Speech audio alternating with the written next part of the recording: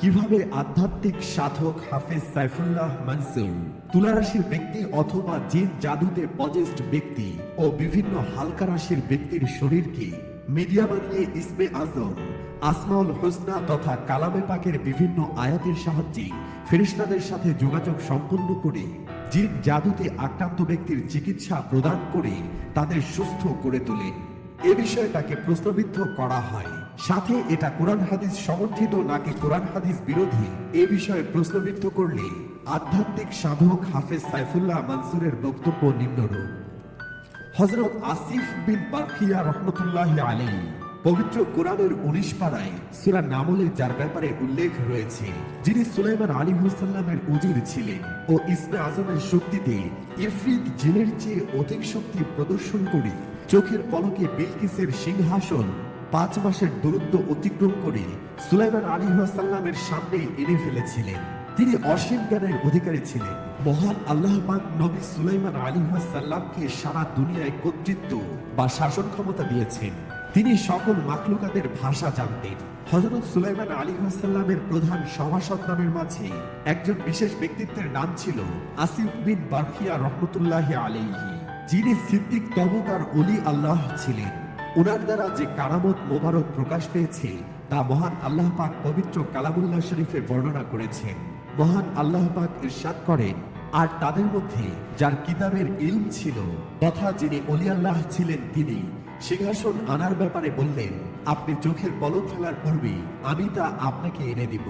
পবিত্র সূরা নামল শরীফ পবিত্র আয়াত শরীফ 40। হযরত সুলাইমান আলাইহিস সালাম তিনি ওনার দৃঢ়চিত্ত কথা শুনে খুবই খুশি হলেন। তিনি ওনাকে অনুমতি দিলেন। তিনি চোখের পলকে হযরত সুলাইমান আলাইহিস সালামের কাছে তা উপস্থিত করলেন। সুবহানাল্লাহ। হযরত সুলাইমান আলাইহিস সালাম তিনি যখন তার সামনে উপস্থিত বা রক্ষিত দেখলেন তখন বললেন, ইহা আমার পালনকর্তা মহান রব আল্লাহ তাআলা ওনার বিশেষ অনুগ্রহ।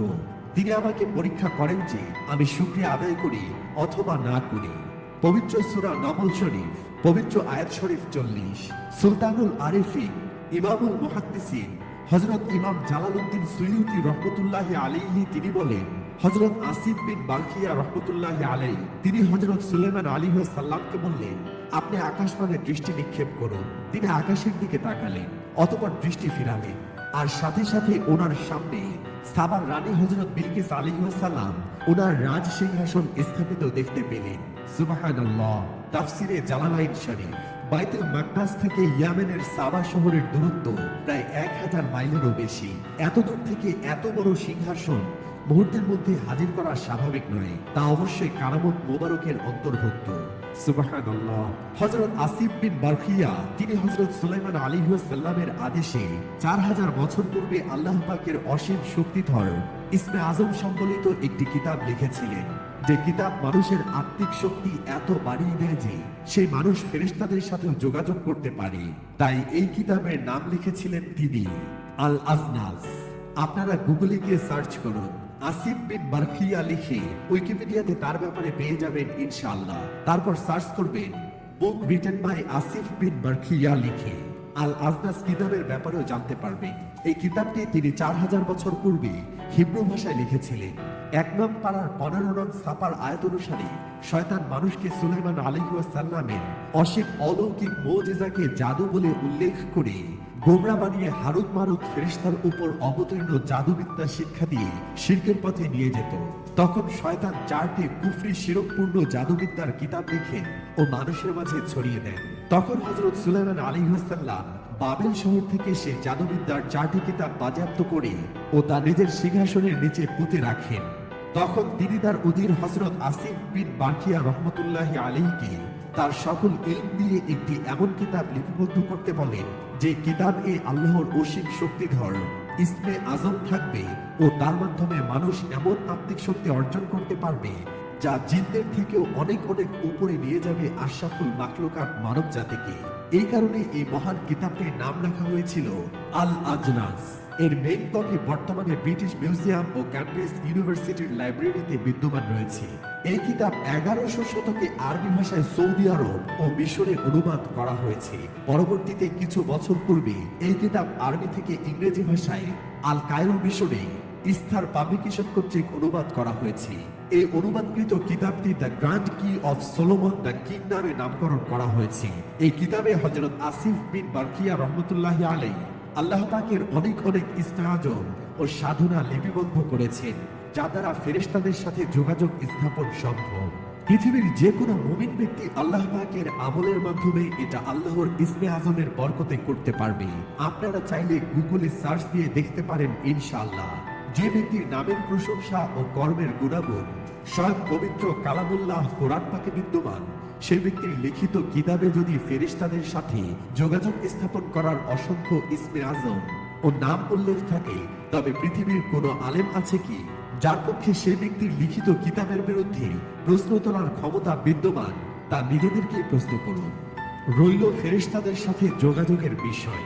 হাফেজ সাইফুল্লাহ মানসুরের দাবি, এটা দুনিয়ার যে কোনো মুমিন ব্যক্তি পারবে, শুধু লাগবে ইলমুল আমালিয়া, ইলমুল কামালিয়া, ইলমুল হিকমা, ইলমুল আজাইব, ইলমুল শিফা ও ইলমে মারিফাতের জ্ঞান, কালামে পাকের উপর আমল এবং আল্লাহর উপর অটুট ইয়াকিন। মনে রাখতে হবে, কারামত ও জাদু দুটি ভিন্ন জিনিস।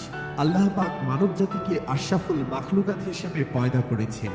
এই মানব জাতিকে আল্লাহ পাক ফেরেশতাদের মাধ্যমে সিজদা করিয়েছিলেন, এটা বোঝাতে যে মানুষের মহত্ব কত বেশি।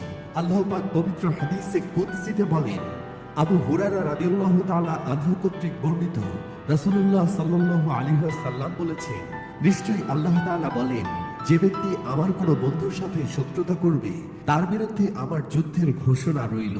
আমার বান্দা যে সমস্ত জিনিস দ্বারা আমার নৈকট্য লাভ করে, তার মধ্যে আমার নিকট প্রিয়তম জিনিস হলো তা যা আমি তার উপর ফরজ করেছি, অর্থাৎ ফরজের দ্বারা আমার নৈকট্য লাভ করা আমার নিকটে বেশি পছন্দনীয়। আর আমার বান্দা নফল ইবাদতের মাধ্যমে আমার নৈকট্য লাভ করতে থাকে, পরিশেষে আমি তাকে ভালোবাসতে শুরু করি। অতঃপর যখন আমি তাকে ভালোবাসি, তখন আমি তার ওই কান হয়ে যাই যার দ্বারা সে শোনে, তার ওই চোখ হয়ে যাই যার দ্বারা সে দেখে, তার ওই হাত হয়ে যাই যার দ্বারা সে ধরে, এবং তার ওই পা হয়ে যাই যার দ্বারা সে চলে। আর সে যদি আমার কাছে কিছু চায়, তাহলে আমি তাকে দেই, এবং সে যদি আমার আশ্রয় চায়, তাহলে আমি অবশ্যই তাকে আশ্রয় দেই। সহিহ বুখারী হাদিস নাম্বার 6502। এটা সঠিক যে মানব জাতির নাফসিয়াত যখন আল্লাহিয়াত থেকে বেড়ে যায়, তখন মানব জাতির রূহের চোখ বন্ধ হয়ে যায়, যার ফলে সে গায়েবের বিষয়গুলো দেখতে পায় না। কিন্তু সাধনা ও রিয়াজতের মাধ্যমে গায়েবের বিষয় দেখার মতো শক্তি অর্জন করা যে কোনো মানুষের জন্য সাধনগম্য বিষয়, কিন্তু অসম্ভব নয়। তাই না বুঝে না শুনেও অনেক সময় আল্লাহ পাকের ইসমে আজমের অসীম কারামতকেও আমরা কালো জাদু বলে আখ্যায়িত করে অপবাদ দিয়ে নিজেরাই হাক্কুল ইমানের মতো অত্যন্ত ভয়ঙ্কর পাপে নিমজ্জিত হয়ে যাই। আমরা এটা ভুলে যাই যেখানে বিসমিল্লাহ, আয়াতুল কুরসি, চারকুল, আল্লাহ পাকের কালামে পাকের 33টি আয়াত, আল্লাহ পাকের গুপ্ত ইসমে আজম ও 99টি আসমাউল হুসনা তেলাওয়াত করে ফেরেশতাদের আহ্বান করা হয়, সেখানে কোনো শয়তান, জিন অথবা কালো জাদু এক মুহূর্তের জন্য অবস্থান করতে পারে না। যদি এগুলো তেলাওয়াতের পর ফেরেশতাদের হওয়া উপস্থিতিকেও কেউ অস্বীকার করে, তবে সে নিঃসন্দেহে পবিত্র কুরআন ও আল্লাহর রাসূলের হাদিসের বিরোধিতা করল এবং কাফির হয়ে গেল। কারণ আমরা জানি, যেখানে এই বিশ্বের সবচেয়ে শক্তিশালী আল্লাহর পবিত্র কালাম ও ইসমের তেলাওয়াত করা হয়, সেখানে ত্রিসীমানায় শয়তান অথবা জিন জাতির প্রবেশ অসম্ভব। এটাকে অস্বীকার করা মানে আল্লাহ পাকের ইসমে আজম, আসমাউল হুসনা, পবিত্র কালামের অসীম অলৌকিক শক্তিকে অস্বীকার করা। আপনি কোনো বিষয় সম্পর্কে নাই জানতে পারেন, তবে সেই বিষয় সম্পর্কে জানার প্রচেষ্টা করুন। কিন্তু না জেনে না বুঝে ইসলাম বহির্ভূত কালো জাদু, ভণ্ডামি বলে কাউকে আখ্যায়িত করার মতো জঘন্য অপরাধ আপনাকে করার অধিকার কেউ দেয়নি। ফেরেশতাদের সাথে যোগাযোগ স্থাপন পৃথিবীর যে কোনো মুমিন ব্যক্তির জন্য অত্যন্ত সহজ একটি কাজ, যদি সে ইলম অর্জন করে এবং অটুট ইয়াকিনের সাথে একজন ইবাদতকারী আবেদ হয়। এর উপর হযরত সুলাইমান আলাইহিস সালামের উজির হযরত আসিফ বিন বারকিয়া রাহিমাহুল্লাহের লিখিত 4000 বছর পুরাতন কিতাব আল আজরাস নামক বই এখনো ব্রিটিশ মিউজিয়ামে ও ক্যামব্রিজ ইউনিভার্সিটিতে বিদ্যমান, যাতে উল্লেখ রয়েছে আল্লাহ পাকের নাম ও আয়াতসমূহ দ্বারা ফেরেশতা হাজিরের হাজারো উপায়। এই আসিফ বিন বারকিয়ার চোখের পলকে বিলকিসের সিংহাসন এনে উপস্থিত করেছিলেন ইসমে আজমের শক্তি দ্বারা, যা সূরা নামলে উল্লেখ রয়েছে।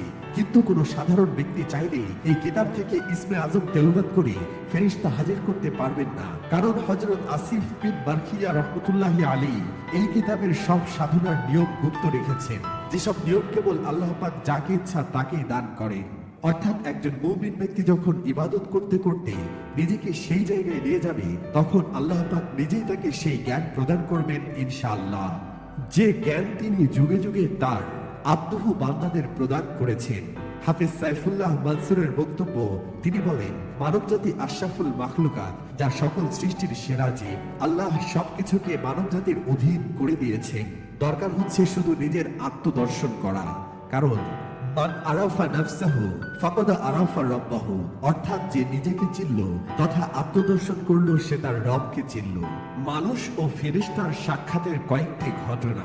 পবিত্র কোরআন ও হাদিসের বর্ণনায় নবী রাসূল নন এমন মানুষ ও ফেরেশতার সাক্ষাতের যেসব ঘটনা পাওয়া যায় তার কয়েকটি হলো: 1. মারিয়াম আলাইহিস সালাম। ঈসা আলাইহিস সালামের মা মারিয়াম আলাইহিস সালাম পুরুষ রূপে একজন ফেরেশতার সাক্ষাৎ পান, যিনি তাকে সন্তান লাভের সুসংবাদ দেন। ইরশাদ হয়েছে, আমি তার কাছে আমার রূহকে অর্থাৎ জিবরাইলকে প্রেরণ করলাম, সে তার কাছে পূর্ণ মানবাকৃতিতে আত্মপ্রকাশ করল। মারিয়াম বলল, যদি তুমি আল্লাহকে ভয় করো তবে আমি তোমার কাছ থেকে দয়াময়ের কাছে আশ্রয় চাইছি। সূরা মারিয়াম আয়াত 17 থেকে 18। 2. সারা আলাইহিস সালাম। ইব্রাহিম আলাইহিস সালামের স্ত্রী সারা আলাইহিস সালাম ও ফেরেশতার সাক্ষাৎ পেয়েছিলেন। কোরআনের সেই ঘটনার দিকে ইঙ্গিত করে বলা হয়েছে, তার স্ত্রী দাঁড়িয়েছিল, সে হেসে ফেলল। অতঃপর আমি তাকে ইসহাকের এবং ইসহাকের পরবর্তী ইয়াকুবের সুসংবাদ দিলাম। সে বলল, কি আশ্চর্য, আমি সন্তান জন্ম দেব? আমি বৃদ্ধা আর এই আমার স্বামী বৃদ্ধ, এটি অবশ্যই এক অদ্ভুত ব্যাপার। তারা মানে ফেরেশতারা বলল, আল্লাহর কাজে তুমি বিস্ময় বোধ করছো? হে পরিবারবর্গ, তোমাদের উপর রয়েছে আল্লাহর অনুগ্রহ ও কল্যাণ, তিনি তো প্রশংসা ও সম্মানের অধিকারী। সূরা হুদ আয়াত 71 থেকে 73। 3. লূত আলাইহিস সালামের জাতি। লূত আলাইহিস সালামের জাতি বিকৃত যৌন চর্চায় অভ্যস্ত ছিল। সমকামিতার মতো ব্যাধি সে সমাজে বিস্তার লাভ করে। লূত আলাইহিস সালাম তাদের এই বিকৃত মানসিকতা ও ভয়াবহ পাপ থেকে বেঁচে থাকার আহ্বান জানায়, কিন্তু ক্রমেই তাদের অবাধ্যতা বাড়তে থাকে। আল্লাহ তাআলা তাদের ধ্বংস করার জন্য একদল ফেরেশতা প্রেরণ করেন। তারা সুদর্শন পুরুষের আকৃতিতে আসে, ফলে তারা আগত ফেরেশতাদের উপর হামলে পড়ে। ইরশাদ হয়েছে, যখন আমার প্রেরিত ফেরেশতারা লূতের কাছে এলো, তখন তাদের আগমনে সে বিষণ্ণ হলো, নিজেকে তাদের রক্ষায় অসমর্থ মনে করলো এবং বলল, এটি একটি নিদারুণ দিন। তার সম্প্রদায় তার কাছে উদ্ভ্রান্তের মতো ছুটে এলো এবং তারা আগে থেকে কুকর্মে লিপ্ত ছিল। সে বলল, হে আমার সম্প্রদায়, এরা আমার কন্যা, তোমাদের জন্য তারা পবিত্র, সুতরাং আল্লাহকে ভয় করো, আমার মেহমানের ব্যাপারে আমাকে হেয় করো না। তোমাদের মধ্যে কি কোনো ভালো মানুষ নেই? সূরা হুদ আয়াত 77 থেকে 78। 4. মুসা আলাইহিস সালামের মা। আল্লাহ তাআলা মুসা আলাইহিস সালামের মায়ের প্রতি ওহী অবতীর্ণ করেন। কোরআনে ইরশাদ হয়েছে, আমি তোমার মায়ের প্রতি ওহী অবতীর্ণ করলাম, যা অবতীর্ণ করার। সূরা তাহা আয়াত 38। আব্দুল্লাহ ইবনে আব্বাস রাদিয়াল্লাহু তাআলা আনহু এই আয়াতের অর্থ এভাবে করেছেন, আমি ওহী অবতীর্ণ করলাম যেমন নবীদের প্রতি করেছিলাম। এই ব্যাখ্যা ও সূরা কাসাসের বর্ণনা থেকে অনুমান হয় মুসা আলাইহিস সালামের মায়ের সঙ্গে হয়তো ফেরেশতাদের সাক্ষাৎ হয়েছিল। 5. সুলাইমান আলাইহিস সালামের রাজ্যের অধিবাসী। আল্লাহ সুলাইমান আলাইহিস সালামের রাজ্যের অধিবাসীদের পরীক্ষার জন্য হারুত ও মারুত নামে দুজন ফেরেশতা পাঠান। মানুষের আকৃতিতে তারা সেখানে অবস্থান করে। কোরআনে সেই ঘটনা সম্পর্কে বলা হয়েছে, সুলাইমানের রাজ্যে শয়তানরা যা পাঠ করত তারা তার অনুসরণ করে। সুলাইমান কুফরি করেনি, বরং শয়তানরাই কুফরি করেছে। তারা মানুষকে জাদু শিক্ষা দিত এবং যা বাবেল শহরে হারুত মারুত ফেরেশতাদের উপর অবতীর্ণ হতো। তারা দুজন কাউকে এই কথা না বলে কিছু শেখাতো না যে আমরা পরীক্ষা স্বরূপ, সুতরাং তুমি কুফরি করো না। সূরা বাকারা আয়াত 102। 6. সাহাবীদের মজলিস। সাহাবীদের উপস্থিতিতে রাসূল সাল্লাল্লাহু আলাইহি ওয়াসাল্লামের কাছে মুসাফিরের বেশে জিবরাইল আলাইহিস সালাম আসেন এবং তাকে কয়েকটি প্রশ্ন করেন। রাসূল সাল্লাল্লাহু আলাইহি ওয়াসাল্লাম তার উত্তর দেন। তিনি চলে যাওয়ার পর রাসূল সাল্লাল্লাহু আলাইহি ওয়াসাল্লাম বলেন, ইনি জিবরাইল, তিনি তোমাদের দ্বীন শেখাতে এসেছিলেন। সহিহ মুসলিম হাদিস নাম্বার 2। 7 বনী ইসরায়েলের 3 ব্যক্তি। বনী ইসরায়েলের 3 ব্যক্তি যারা অন্ধ, ডাক বিশিষ্ট ও কুষ্ঠ রোগী ছিল, আল্লাহ তাদের পরীক্ষার জন্য ফেরেশতা পাঠান এবং তাদের মাধ্যমে রোগমুক্ত করেন। তবে পরবর্তী সময় তারা তা ভুলে যান। বিস্তারিত দেখুন সহিহ বুখারী হাদিস নাম্বার 3277। 8 আল্লাহর জন্য সম্পর্ক রক্ষাকারী। আবু হুরায়রা রাদিয়াল্লাহু তাআলা আনহু থেকে বর্ণিত, নবী সাল্লাল্লাহু আলাইহি ওয়াসাল্লাম বলেন, এক ব্যক্তি অন্য গ্রামে বসবাসকারী তার এক ভাইয়ের সঙ্গে দেখা করতে বের হন। প্রতিমধ্যে একজন ফেরেশতা আসেন এবং বলেন, কোথায় যাচ্ছ? তিনি উত্তর দেন, এই গ্রামে বসবাসকারী ভাইয়ের কাছে। ফেরেশতা বললেন, তোমার প্রতি কি তার কোনো অনুগ্রহ আছে?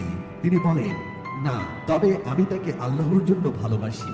তখন ফেরেশতা বলেন, আল্লাহ আমাকে তোমার কাছে পাঠিয়েছেন।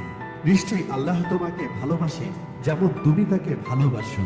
সহিহ মুসলিম হাদিস নাম্বার 2567।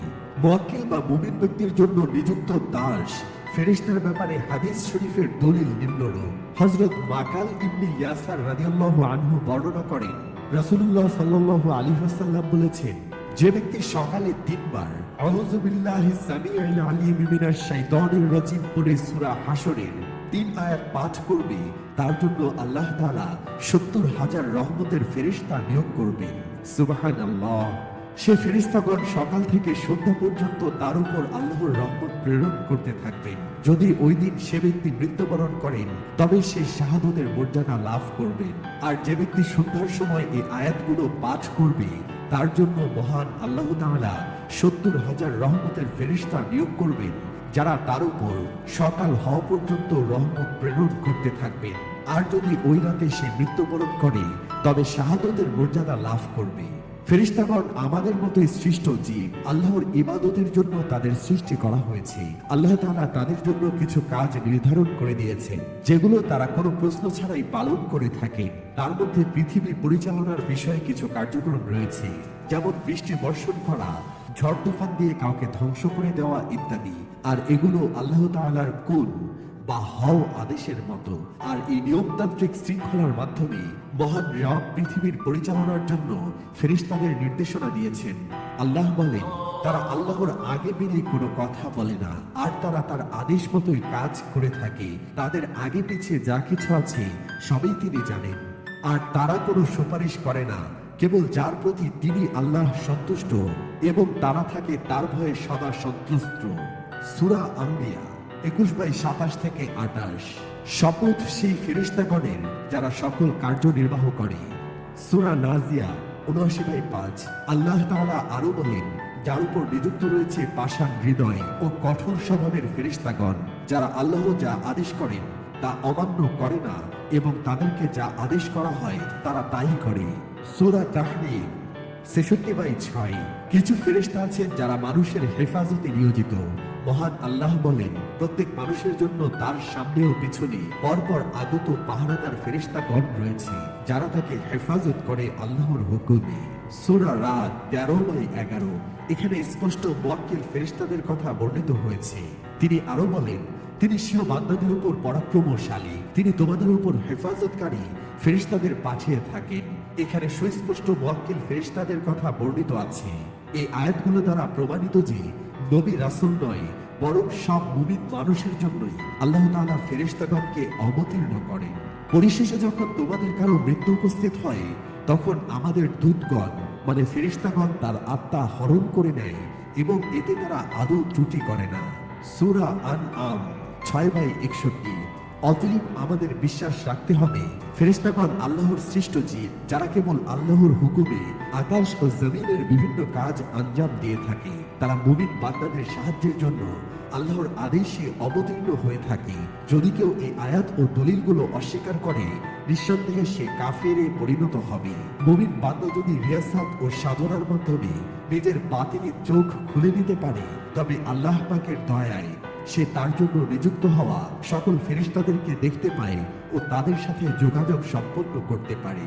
নিঃসন্দেহে এটা সাধনগম্য বিষয় কিন্তু অস্বীকার করার বিষয় নয়। আল্লাহ আমাদের পবিত্র কালামে পাক ও ইসমে আজমের মহত্ব বোঝার তৌফিক দান করুন। ওয়া আখিরু দাওয়ানা আনিল হামদুলিল্লাহি রাব্বিল আলামিন।